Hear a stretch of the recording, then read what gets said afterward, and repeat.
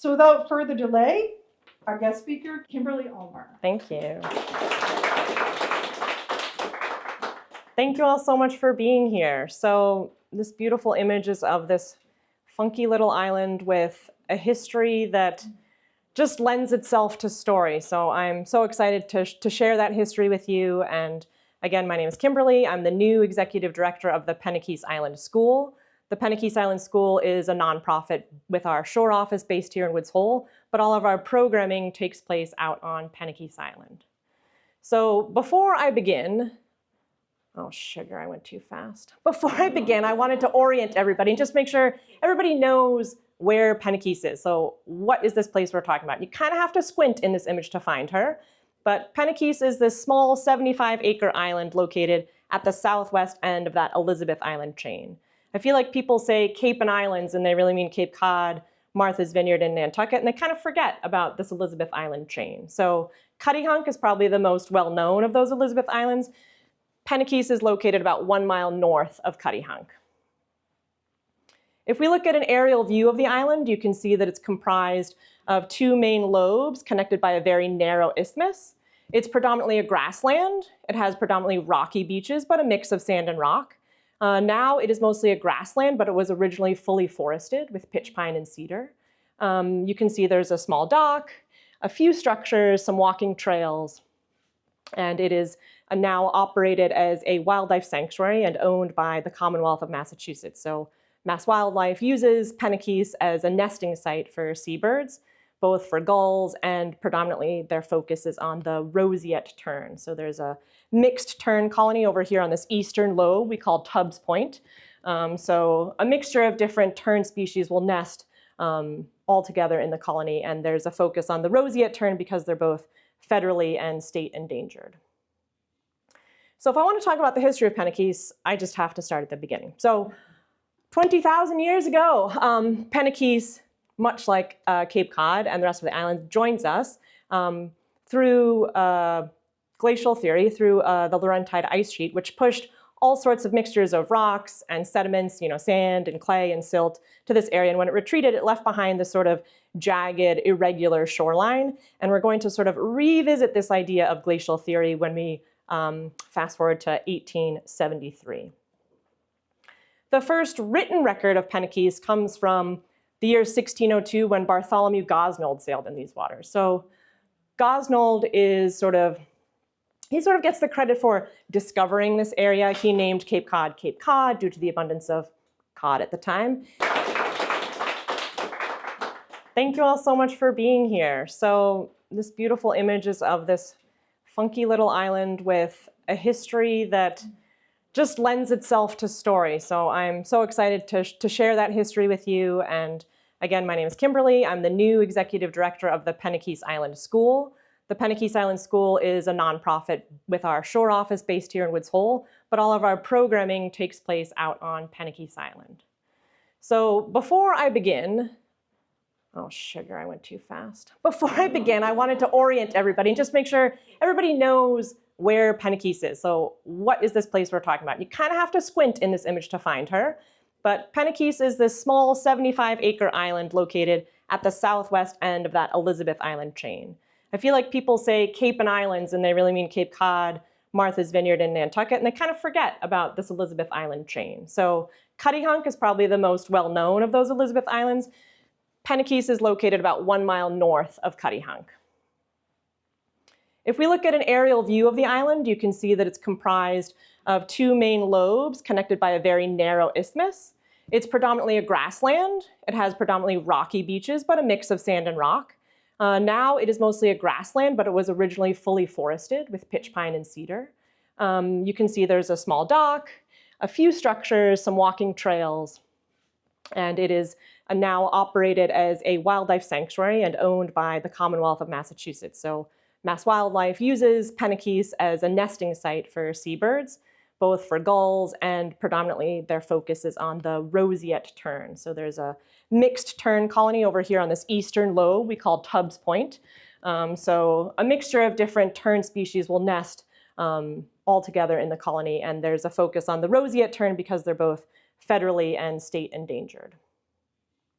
So if I want to talk about the history of Penikese, I just have to start at the beginning. So 20,000 years ago, Penikese, much like Cape Cod and the rest of the island, joins us through glacial theory, through the Laurentide ice sheet, which pushed all sorts of mixtures of rocks and sediments, sand and clay and silt to this area. And when it retreated, it left behind this sort of jagged, irregular shoreline. And we're going to sort of revisit this idea of glacial theory when we fast forward to 1873. The first written record of Penikese comes from the year 1602 when Bartholomew Gosnold sailed in these waters. So Gosnold is he sort of gets the credit for discovering this area. He named Cape Cod due to the abundance of cod at the time. He named actually No Man's Land, the small island off of Martha's Vineyard. That's what he named Martha's Vineyard for his daughter, Martha. He set up his camp at Cuttyhunk, which he named Elizabeth's Isle in honor of the Queen, Elizabeth. He named Penikese Island Hill's Hap, and in his journal, he noted that Penikese had a great forest of cedar trees. And Gosnold was in this area.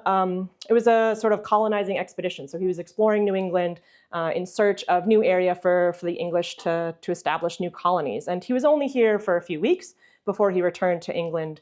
And he was sort of a key member in the formation of the Virginia Company for Jamestown, Virginia. But he was only in these waters for a few weeks. So even though he's given credit with sort of discovering this area, it's hypothesized that before him that perhaps the Vikings were here, maybe Leif Erikson, maybe fishermen from the Azores or the Arctic. And we also know that the Wampanoag people were living here for thousands of years before Gosnold sailed in these waters. We are told from the Wampanoag tribe that there was no sort of formal settlement on Penikese, that the Wampanoag people used Penikese as a place for hunting, fishing, and especially for shell fishing. So you might have remembered in that first slide that there was a nice sort of shallow area. There's a lot of razor clams and other shellfish in that area. So this is a copper plate engraving from the 1600s that, sort of lovingly depicts Captain Bartholomew Gosnold coming ashore to trade with the Wampanoag. And the actual specific story from Penikese is that Gosnold and his men came ashore, frightened the Wampanoag into hiding, and they were so intrigued by their canoe that they took it all the way back to England. So when we tell kids this story, they're all like, "What? How did they leave? Were they stuck on Penikese forever?" I doubt that was the case, but someone, after I gave a talk like this, said that they thought that canoe actually is in the Victoria and Albert Museum. So now on my to-do list is to chase that thread down and say, "Do you have a canoe?" And hopefully with collaboration from the Wampanoag tribe to say, could we have it back? So then, of course, King James of England decides that it's his right to give, Martha's Vineyard, Nantucket, and the Elizabeth Islands to someone. So he gives it to this Earl, William Alexander, in 1621. Thomas Mayhew then purchases all the islands from William Alexander. And then it changes hands, Penikese changes hands quite a few times. Daniel Wilcox just purchased Penikese and Pask from Thomas Mayhew. And what we mostly see during this 1700s and into the 1800s is that the forest is denuded and it is turned into a grazing habitat for more sheep farming. So major shift in the landscape. And to this day, this is a current image. You can see these sort of rolling rock walls, a sort of classic agrarian New England pastoral view. And these are from those sheep farming days in the 16, 17, and 1800s. I also feel like it's worth noting that up until 1864, that all of the Elizabeth Islands were part of the town of Chilmark. So it wasn't until 1864 that the official town of Gosnold was created, again with a nod to Bartholomew Gosnold and his exploration. And the town of Gosnold, along with the towns on the vineyard, make up Dukes County.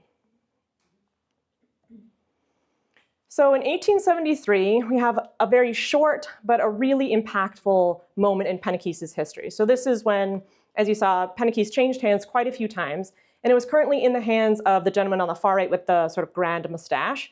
That's John Anderson. So John Anderson was a wealthy tobacco merchant. He lived in New York City, and He purchased Penikese and used it just as a retreat from, very busy New York City life.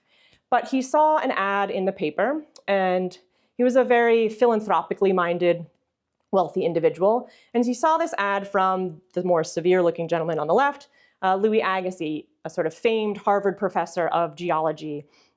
And the ad said that Agassiz was basically looking for a venue. He really wanted to establish a permanent school where you could study zoological science amid the subjects of your study. Agassiz was sort of tired of, wearing the three-piece suit, memorizing everything in Latin indoors. He was like, we should study nature in nature. And so he sort of coined the phrase, study nature, not books. And John Anderson said, okay, and he gave Agassiz the island of Penikese and a $50,000 endowment to create just such a school. So Louis Agassiz was a Swiss-born naturalist. Again, he taught zoology and geology at Harvard. And he really pushed this idea of glacial theory. So he was really excited about Penikese because, like many of the areas here, we have all of these, as geologists call them, glacial erratics. So that's one of my favorite vocab terms that we teach our children on trips. I say, everybody say it with me, glacial erratic. So glacial erratics are basically the term geologists use for just these random rock deposits that the glaciers left behind. So Agassiz is thrilled because he can use this as sort of data to support this glacial theory that he's really pushing. And he also was known for his ichthyological classification. So ichthyology is the study of fish. So as we all know, this area gets a nice sort of mixture of warm waters from the Gulf of Mexico and the Gulf Stream coming up, as well as cool waters from the Gulf of Maine. And so we have a big variety, we have a large biodiversity of fish species in this area. So another reason that Agassiz is thrilled to have Penikese Island be the venue for his school. So he quickly goes about sort of converting wealthy John Anderson's buildings into dormitory, laboratory, classroom space, lecture hall, dining hall, and it sort of just comes together for the summer of 1873. And they had 44 students. A third of the students were women. So Agassiz is really well known for his science, but he's also, his legacy is sort of marred by his controversial racial theories. He didn't believe in evolution. He believed that God created species separately, and he also believed that the different human races were created separately. So not super progressive in all of his thinking, but he did allow women to come, and pretty remarkable that a third of the students that partook in this Anderson school were women. And it was a very busy summer. I love these ads that were posted in Harper's Weekly of gentlemen dissecting a fish and the professor on the hill and everybody in the dining hall. The school really took a toll on him. He sort of fell ill due to overexhaustion and stress, and he passed away that winter. So his son, Alexander, took up the charge and said, okay, I'm going to run your school in 1874. And he too was overworked and was like, I'm not doing this again. So it was just these two summers, 1873 and 1874, when this Anderson School of Natural History was there. And I just want to highlight one alumni in particular, Cornelia Clapp. So again, thinking about how limited women's access was to education. So I love this quote. I had an opening of doors at Penikese. I looked and saw 1,000 new doors. Everybody was talking, discussions in every corner. I felt my mind going in every direction. I'd never heard much theoretical discussion before. I had a turnabout face the next year after Penikese. I wanted to teach then. And Cornelia Clapp went on to be a zoology teacher at Mount Holyoke. She went on to be the first woman to get her PhD in biology in the United States. And she was the first female researcher and eventually a trustee at the Marine Biological Laboratory in Woods Hole. So even though this was a very short 2 years on Penikese, it really had this sort of long-standing and major impact on sort of the era of science at the time. So alumni from the Anderson School went on to found the Marine Biological Laboratory here in 1888. They went on to found, different alumni, went on to found the Cold Spring Harbor Laboratory on Long Island. And David Starr Jordan, who was the first president of Stanford, went on to found its Hopkins Marine Station when Stanford was founded in 1892. So to this day, all three of these institutions are highly regarded scientific institutions. And to think that they all got a little bit of their spark of inspiration from a summer or 2 summers on Penikese is pretty remarkable. And so this is a quote from the MBL's first annual report where they said, if the Penikese school may be said to have died with its master, it was, as everyone must concede, the inauguration of a new era in our system of education, and the opening of this laboratory, meaning the MBL, bears witness to our enduring faith in the same idea. And so the MBL went on to use Penikese as a field site. So there was an MBL botany course. So this is from a few years later, 1895. But I just adore this image. I feel like it perfectly captures that sort of Victorian era of naturalism where they're, hitching up their skirts and they're out studying nature in nature. And I also want to note that during the Anderson School years, a botanical survey was done by David Starr Jordan, that Stanford president. And so about every 25 years, there has been a botanical survey. So last year marked the 150th anniversary of surveys on the island. And long-term data sets, as a science nerd, are just really cool, but they're incredibly valuable. And the longer they go on, the more valuable they become as you get to see these sort of long-term changes. So the first 5 surveys have noted a total of 326 different species on the island. The most recent data, the botanists have not yet sort of crunched the 2024 data, but from the 1999 survey, they recorded 218 species with 4 rare species. And the sort of general trend, the most significant change is that the island's becoming drier. And so there's sort of a decrease in ferns and species that require sort of a wetter habitat. And we're seeing an increase in woody vines and shrubs. So I was so taken by these botanical surveys, and I became executive director in 2021 and realized, oh my gosh, 2024 is a year of a botanical survey. This will not die on my watch. But I am not a botanist, and I was like, I hope I don't have to do the survey. And I didn't, and I still don't really have, a large staff. I was not a botanist, I was not a plant lover, and I'm like a total convert now after seeing these beautiful plants. So after the Anderson School closes, it goes back to John Anderson, and then it changes hands a few times. It's Homer's turkey farm for a few years. The chief tenant farmer Flanders tragically drowns, and then there's a fire that burns all the buildings. Kind of not a great time on Penikese. There's a lot of tragedy that also befalls this island. And then in 1905, the state purchases Penikese for $25,000 to create the Penikese Island Leprosarium. So this is, another sort of dark chapter, as the kids will say to me, Miss Ulmer, this is pretty heavy. And I say, yes, this is pretty heavy. So the state originally proposed having a leprosarium on the mainland in Tewksbury, and everybody was like, no, thank you. Then in Brewster, and everybody's like, no, not in my backyard. And then, islands are a wonderful way to isolate people. And so Penikese was chosen as the site to send people with what we now call Hansen's disease. And at the time, there was a lot of fear surrounding Hansen's disease. Nobody knew what caused it. Nobody knew how contagious it was, and it's kind of a gnarly disease. It kind of disfigures your face and your extremities, and so there was a lot of fear and confusion. We now know a lot more about Hansen's disease. So we now know that it's caused by a bacterium. We even know the specific bacteria that causes it. So the Norwegian scientist with last name Hansen, he's the one that discovered specifically which bacterium causes it. So it's that red rod in both of these micrographs. We've also now learned through sort of more genetic testing that most people are actually immune to getting Hansen's disease. So even if you were to interact with somebody with Hansen's disease, you're likely to not get it. So the doctor that took care of the patients, he and his wife never got Hansen's disease. And today, of course, like many bacterial infections, you would be treated with a host of antibiotics, and it would not be the death sentence that it was in 1905.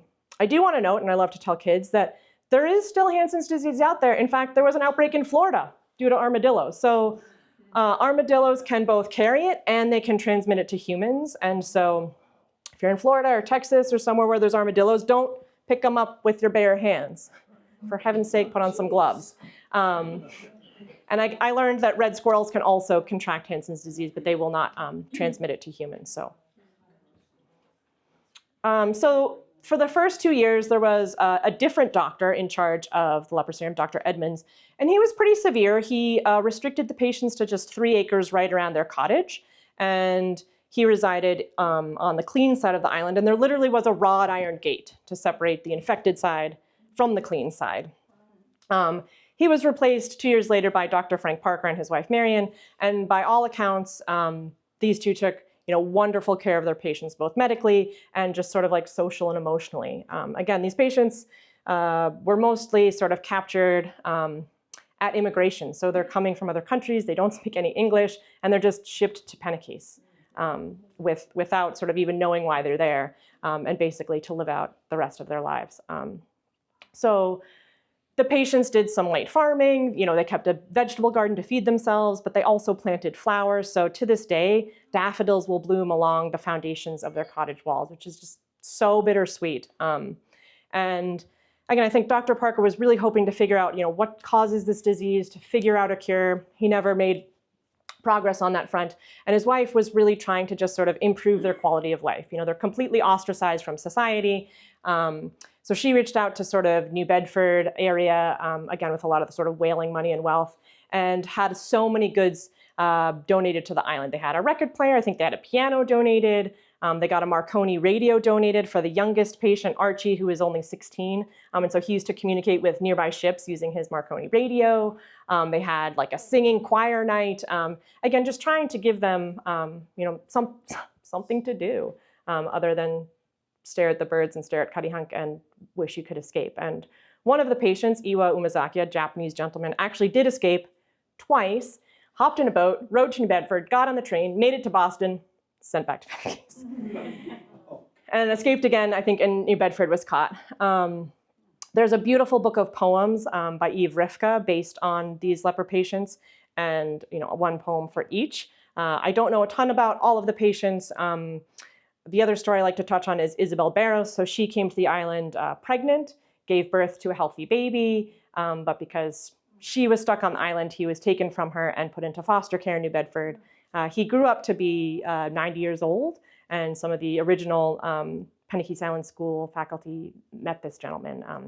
And it inspired this young adult book that I recommend people read, called Beyond the Bright Sea, which is historical fiction, but a baby in a rowboat washes up on Karihunk, and maybe she came from Penikese, and I won't reveal too much for you, but I think it was based on sort of Isabel Barros' story. The real tragedy is that Isabel Barros maybe didn't even have Hansen's disease and wanted to leave, and Dr. Frank Parker was like, I don't even think she has it, but the Board of Physicians was like, well, we can't have her come back to the mainland. She's just got to stay there. So real, this is heavy, Miss Ulmer, really a heavy chapter in Penikese's history. And when they closed the leprosarium in 1921, it was because the US government decided to sort of centralize all of these satellite leper colonies and have one central federal leprosarium in Louisiana. So all of the surviving patients, 14 are buried on Penikese, were put on a train.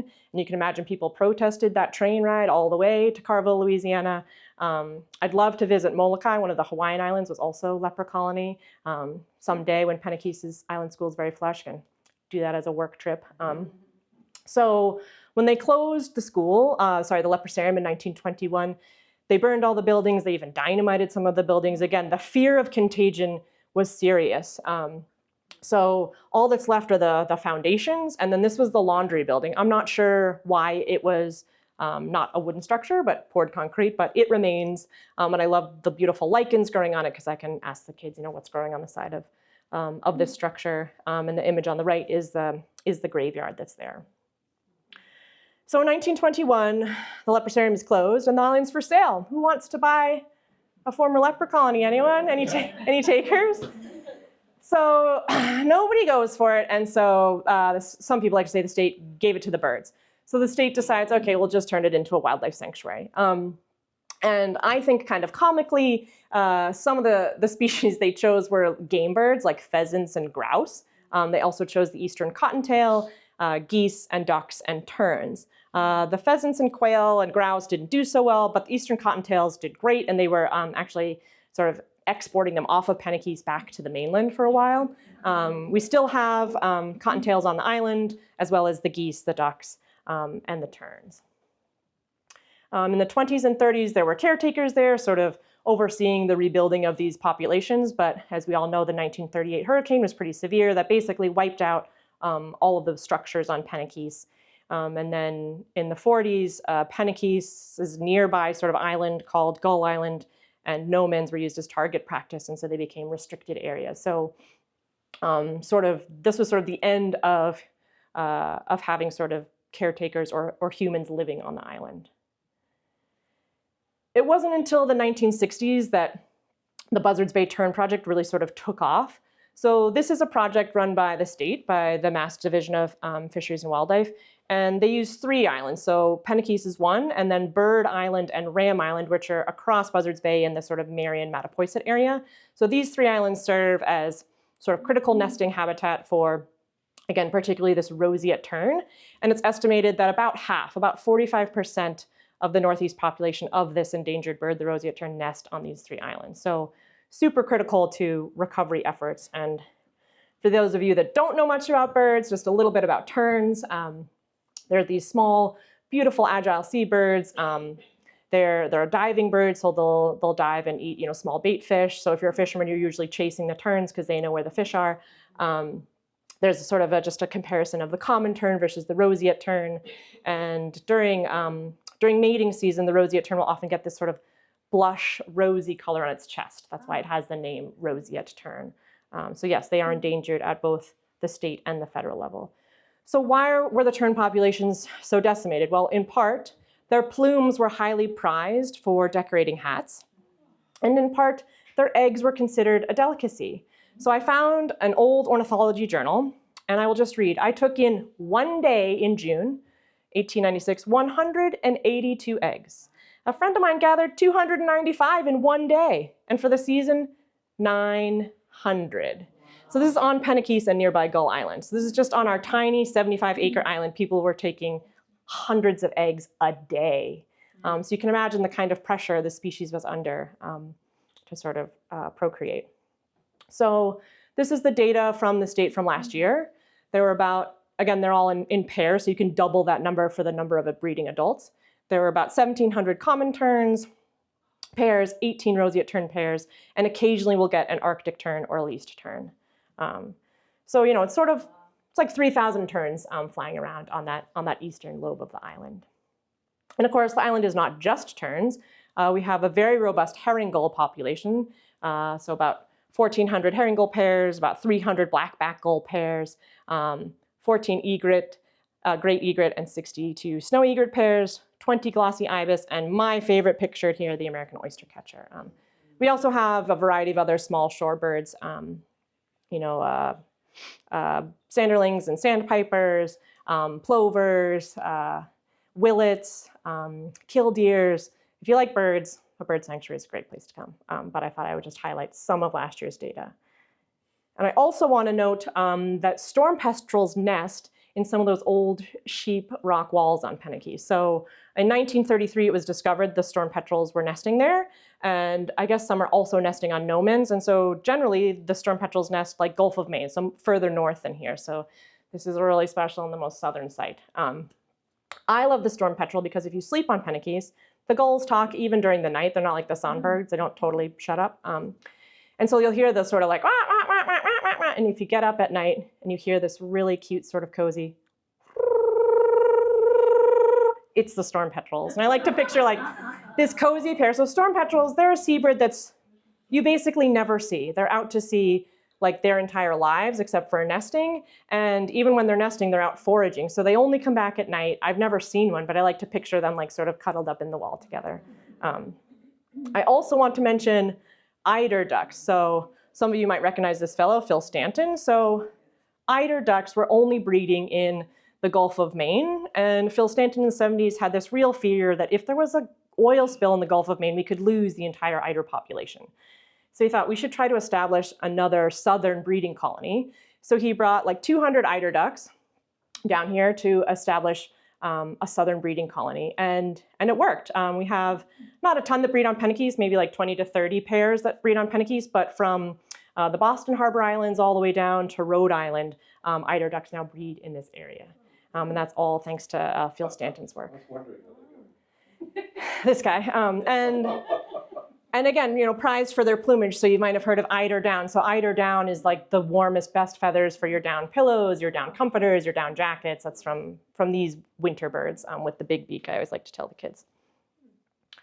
So in 1973, the Penikese Island School is founded. And George Cadwallader, David Mash, Herman Bosch, and Carl Jackson are sort of the critical formative characters that formed this original school. And the mission was quite different than it is today. It was to be a private rehabilitation school for teenage delinquent boys.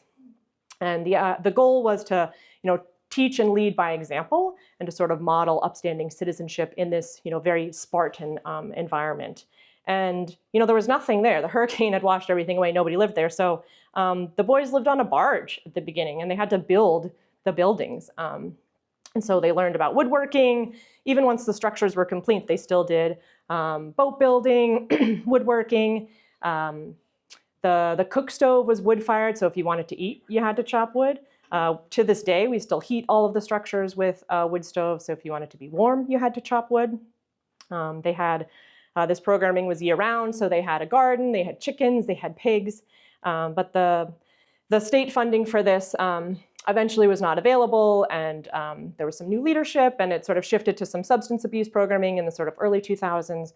And then there was a period where the Penikese Island School didn't have any programming going on.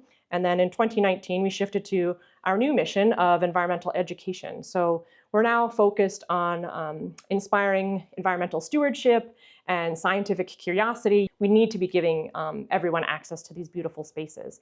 And so I love this quote from a teacher. Even though we're a coastal community, many of my students had never been on a boat. Some even said they'd never really spent time on the beach before. So we'll spend time doing a historical tour, of course. They get super into the leper colony history, and they're all like, can I catch the leprechaun disease and leprosy? They're really, some of them really latch on to that history, but invariably we'll go down to the beach and we'll do some exploring of the intertidal zone. If one person catches a crab, then everybody's got to catch a crab. But again, it's just a wonderful way for them to explore this sort of beautiful coastal region that they call home. And they also, there's an academic component to what we're doing, but there's also the whole sort of social, emotional aspect. And we really learned with COVID that kids are stunted in the social emotional area, that being isolated and not with each other really hindered their growth and their progress on these sort of social emotional interactions with each other. And so getting them out of the classroom, shaking up sort of the normal classroom dynamics, they're going to a place where basically no one has been, nobody has any prior knowledge or hierarchy, and they sort of collectively explore and discover. And it's really a beautiful thing to see. Then we have our Science and Nature STEAM camp. For those of you that aren't familiar with this acronym, it started as STEM. Now it's become STEAM, so science, technology, engineering, art, and math. And this program is residential, so the school trips are just for the day. And this is in the summertime, Monday through Friday. So these campers, again, we're gearing it towards the middle school age, so for girls entering 7th or 8th grade. And the mission of this camp is to address the gender gap, the gender inequity in the sciences. So women continue to be underrepresented in the sciences, particularly in the fields of engineering and physics. And so the whole idea is to give the campers the representation that just isn't there in pop culture and just inherently in science. The representation of women just isn't there. So on Tuesdays and Thursdays, we bring down female scientists to do hands-on activities with the campers. So here they're collecting invertebrates in the intertidal, they're doing some dissections with the vet from the MBL, they're building ROVs with the WHOI engineer, isolating DNA, doing a scallop dissection, and again, trying to just showcase different faces of science in different areas, different fields of science. That way, when they leave, and they picture the word scientist, they don't just have to picture Albert Einstein. They don't just have to picture, an old white dude in a white lab coat. They can picture, someone that looks like them, someone a little bit different than sort of your classic image of a scientist. And so the art aspect, here they're watercoloring some seaweeds. We also have done artistic map making, biological illustration, cyanotype printing, nature photography. I love complementing science with art. I think it really enriches the experience. And so in addition to bringing down scientists, we bring down at least one artist each week to do a workshop with the campers. And again, yes, it's an academic sort of focused camp, and yes, it's science focused, but it's also a bunch of middle school girls just hanging out on an island together. And so invariably they're silly, and they get to connect with each other, and there's a skit night the last night, and there's no phones. And so instead of posting a video and interacting with their peers through this device, they're having a real conversation face to face around the table or up in the tree or on the beach, practicing their cartwheels. So they really have this intense bonding. You can imagine how awkward it is on Monday morning when a bunch of middle schoolers show up in the parking lot and they're about to go to camp. And the parents are nervous because they don't get to go to Penikese. They're just like, here's little Boopsie, please give her a good time and keep her safe. And the shift on Friday, we're in that same parking lot with the parents, and you'll hear the campers coming, walking up the road, and they've got their arms around each other and they're singing songs. They've all signed each other's T-shirts. It really, my hope is that we're building their confidence in the sciences, but my other hope is just that we're building their confidence full stop. Being on Penikese, being in this beautiful remote setting, unplugged, it steps them outside their comfort zone, and that's where you build resilience. That's where you build grit. That's where you build all of these things that are, critical not just for academic success, but critical for, success in life. And I really think girls often do need that extra boost in confidence. And so our final sort of umbrella for programming is what I call collaborative programs. So this is where groups have reached out to us, whether it's a course at the University of Chicago MBL, the Gull Island Institute. This bottom photo is from an inner city Baltimore boys group called Next One Up, and they came to the island and helped with some chick research. Talk about outside their comfort zone. All they knew was sort of like, hardscape, city, blacktop, pickup basketball, and they're on a bird island. I mean, their eyes were wide open. We've also taken out high schoolers from Martha's Vineyard Regional High School, the Telluride Mountain School, SEA, New Bedford Community Boating Center has sailed to Penikese and done some overnights, and the Wampanoag Tribe of Mashpee. I'm hoping this list will sort of continue to grow. And so while we sort of reflect on this wonderful history and the sort of impactful programmings that we, the Penikese Island School, are running, I just want to note that none of this happens without support. So we heavily subsidize all of our programs, and we're really committed to keeping costs low for schools and costs low and affordable for families and students so that everyone can really come enjoy Penikese. So you're not middle schooler, so who wants to go to Penikese? Well, now you can. I decided to start doing some adult trip experiences. The number of camper parents that were like, I want to go to camp. So we're starting to offer birding trips, natural history tours, and we're planning our first plein air painting trip in the fall. I love this quote: Penikese Island is a place of exceptional beauty, mystery, and peace, large enough to get lost on, but small enough to have a sense of the whole. Penikese is a point of sacred geography. And I couldn't believe a teacher wrote such beautiful words. And now I'd just love to open it up to questions. Thank you so much.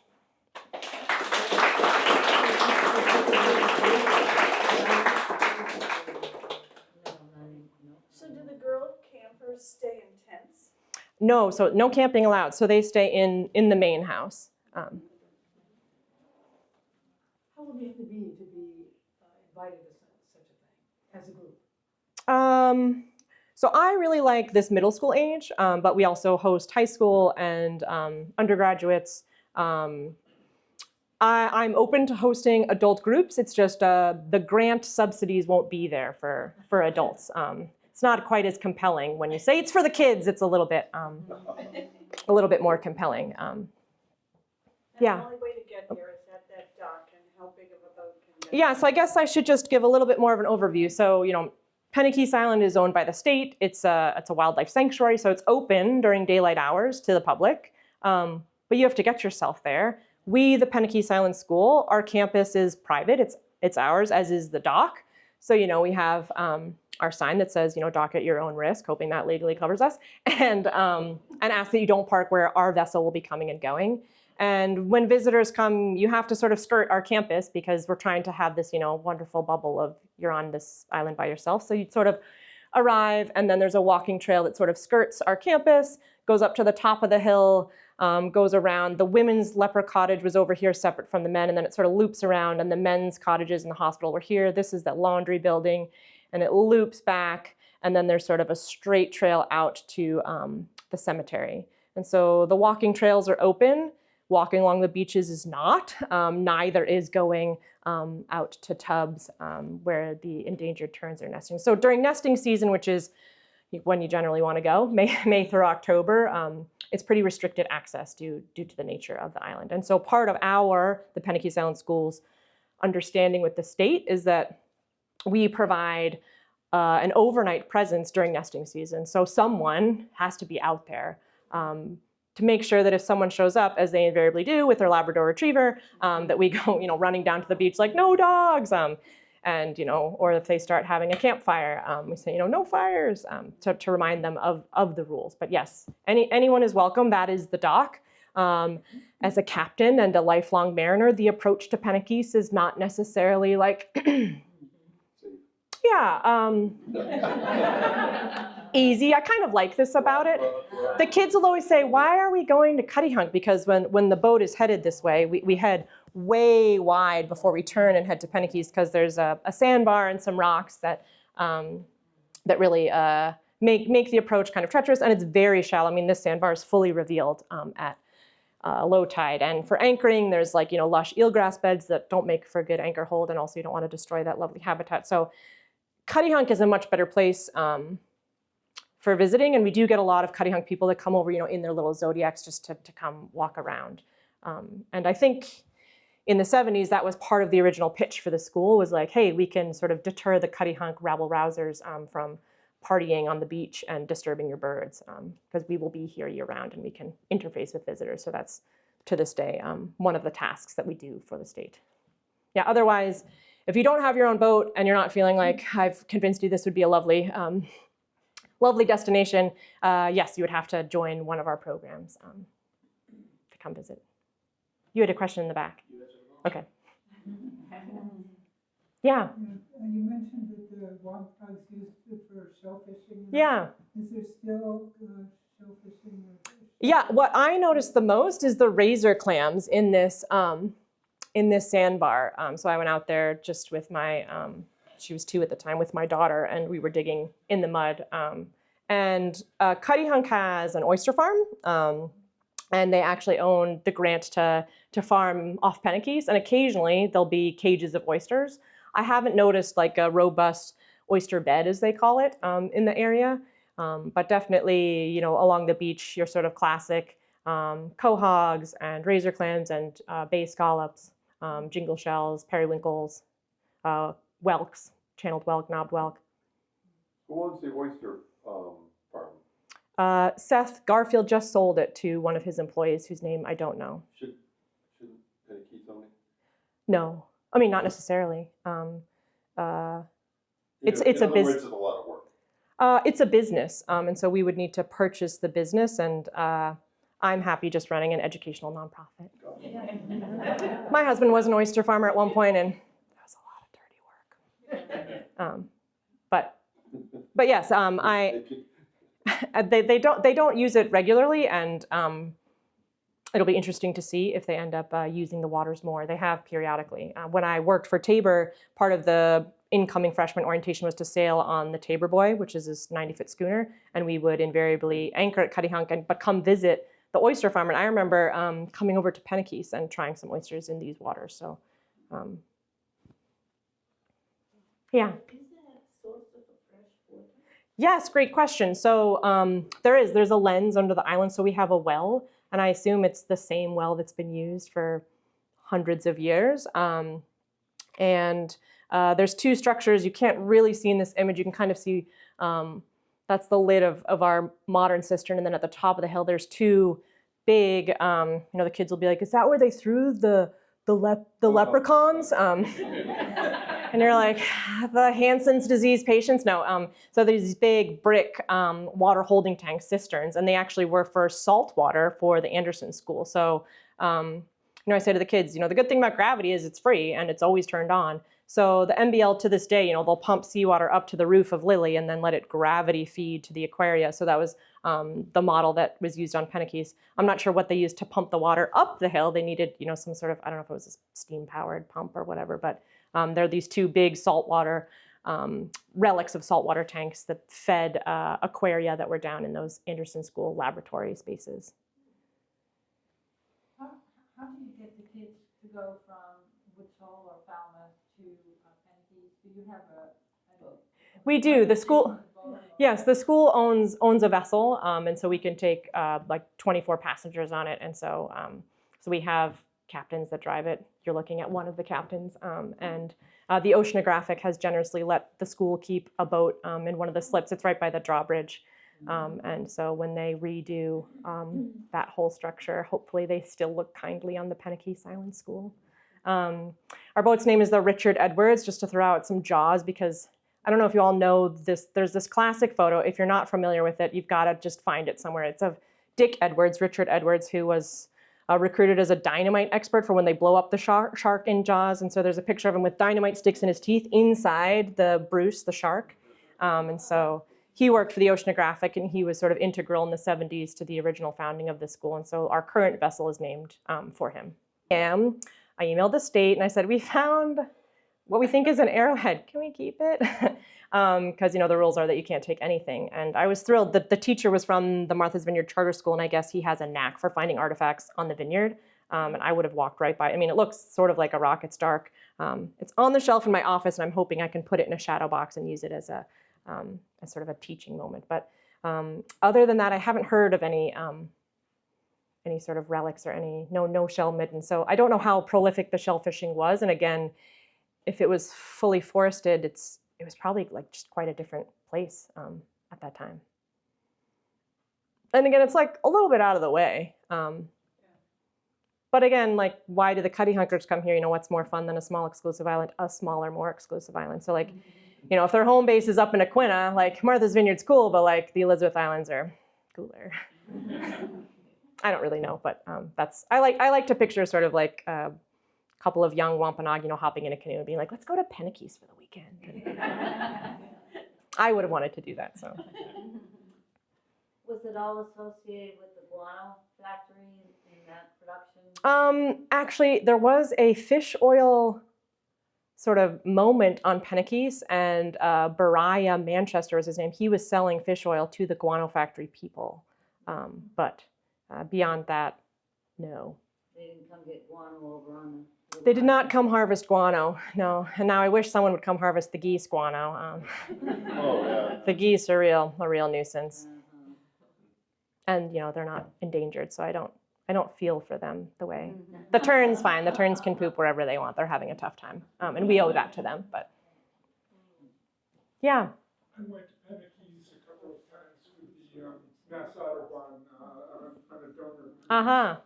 You didn't mention them as one of your... You're right. I didn't. I should list them as a partner. So Mass Audubon has also run some trips to Penikese, usually in the fall. Do they use your buildings, or they're just going out touring the whole Just touring. Usually they're not there for long enough to need facilities and whatnot, and often we'll have a group there. So yeah, and yes, unless you're sort of in with us, we sort of want to keep our campus private.